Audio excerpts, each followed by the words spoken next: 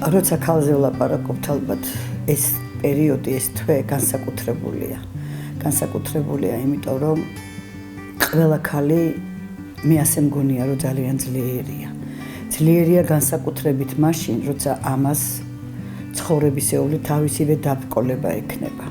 და დაბრკოლება გამოიხატება იმაში, რომ ქალმა თავისი მეობა, თავისი პიროვნული ღირსებები და თავისი ქალურობა ალბათ ყველაზე მეტად უნდა გამოხატოს, ყველაზე მეტად უნდა დაადასტუროს და როცა ჩვენ ვლაპარაკობთ კიდევ უფრო ძლიერ ქალზე, მათთან დამოკიდებულებაში ალბათ სამაგალითოდ უნდა ავირჩიოთ ისეთი ქალებმა, რომელიც საქართველოს თავისი ისტორიული ღირსებებით ძალიან გამორჩეული იყო ყოველთვის.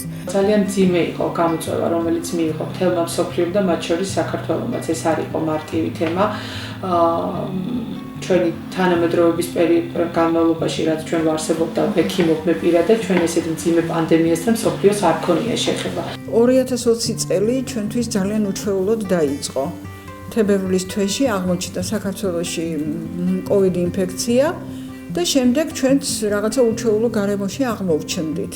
აუცილებელი იყო ჩვენი მუშაობა, იმიტომ რომ სასადილოს და მცხეთის მუნიციპალიტეტის უფასო სასადილოს 53 ბენეფიციარი ყავს, რომელიც სოციალურად დაუცველია და მზრუნველობა მოკლებულია და მათთვის ეს ყובה იყო სიცოცხლის ტოლფასი. პირველ რიგში მინდა გითხრათ, რომ პანდემიასთან ბრძოლა მთელი წლის განმავლობაში გამოცდილება მოგვაჩვენა, რომ არც ისეთი მარტივი აღმოჩნდა, როგორც ერთის შეხედვით ეს ნებისმიერმა ადამიანმა შეიძლება წარმოიდგინოს, როგორც ექიმისთვის, როგორც ქალისთვის, როგორც დედისთვის, როგორც ჩვეულებრივი მოქალაქისთვის. ხშირად მიფიქრია ამ საკითხზე 21 საუკუნის პანდემიასთან მიმართებაში ეს იყო დროის გადანაწილება სწრაფად, ეფექტურად და ხარისხიანად ადამიანებისთვის დახმარების მიზნით. ჩვენთვის ძალიან დიდი გამოწვევა იყო ამ ვირუსთან ბრძოლა, უხილა ვირუსთან ბრძოლა. ძალიან დიდ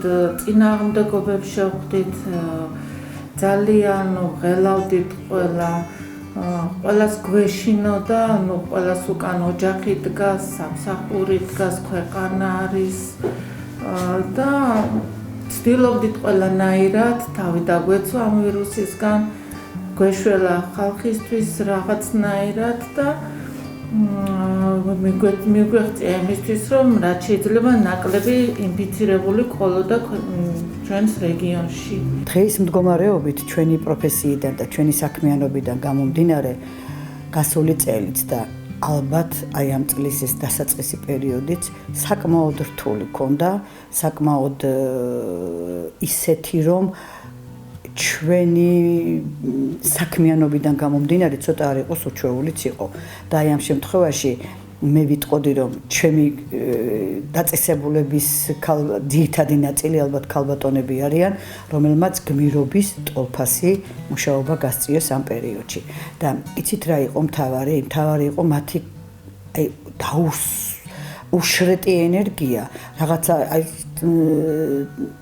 ტოლვა იმისაკენ რომ ყველასთვის გაეწიათ ის სანიმუშო დახმარება, რომლებიც პოლიკლინიკური ამბულატორიული სამსახურისთვის ცოტა უჩვეულოც კი იყო. და რატომ 24 საათის განმავლობაში ფაქტიურად ამ COVID ინფექციასთან ბრძოლა, პირველი შეხება ალბათ ქონდა ჩვენ ბინაზე დატოვებული ყველა პაციენტის მიმართ. დაიწყო პანდემია და ჩვენ თვითონ საუბრად გაგვიწვიეს. პირველივე დღიდანვე უკან მოუხედავად ჩავერთეთ ჩვენს ამ უხილავ ვირუსთან ბრძოლაში. ვაღიარებ, რომ მოწინააღმდეგე საკმაოდ ძლიერი გამოდგა, მაგრამ არც ჩვენ ვაპირებდით ნაკლებობას. სიმართლე გითხრათ, არ მქონია თავიდან შიში, იყო უფრო რისკი და ძალიან დიდი პასუხისმგებლობა.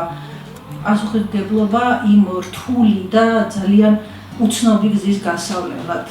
აბსოლუტურად სამედიცინო საზოგადოებამ დადო ყველაზე მაქსიმალურად შედეგიანი პროტოკოლი, რომელიც შეიძლებოდა გამოყენებულიყო ნებისმიერ პაციენტზე, მაგრამ უშუალოდ პაციენტთან ურთიერთობა ზუსტად იმ პანდემიის პერიოდში, მათი მკურნალობა, მათი თუნდაც დამშვიდება, თუნდაც გასაუბრება, მე ძალიან ბევრს ნიშნავდა თითოეული მათგანისთვის.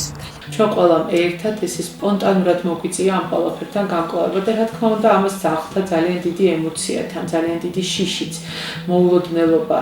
როგორ განვითარდებოდა მოვლენები არავინ არ ვიცოდით და ნახეთ რომ საკმაოდ მძიმე და დრამატულადაც განვითარდა რამოდენიმე თვის განმავლობაში მოვლენები იყო ძალიან დიდი ნაკადები პაციენტების რომელთა გამკლავებაც იყო ძალიან რთული მაგრამ გამოვლინდა ძალიან დიდი მე ვიტყოდი სიმამაცე შემართება აღარ იყო აქ ლაპარაკი იმაზე რომ ერთგულება საქმისადმი ეს უკვე თავისთავად იდო ალბათ ამ ადამიანებში და წამოვიდა ზემოთ მაღლა და ყველანი ერთად დავდექით და რაზეც წამოსაუბრობთ ეს ქალების მხრიდან იქიდან გამომდინარე რომ სამედიცინო პერსონალის დაახლოებით 70% მაინც ქალებით შედგება ქალებისგან შედგება ჩვენს კლინიკაში განსაკუთრებით უფრო ცოტა მეტად არის ეს გენდერული თანასწორობა დარღვეული მინდა გითხრათ რომ იყო ისეთი შემართება რომელიც ალბათ ყველა გაჭირვებას, ყველა დიდ ტალღას, ყველაფერს გაუმკლავდებოდა.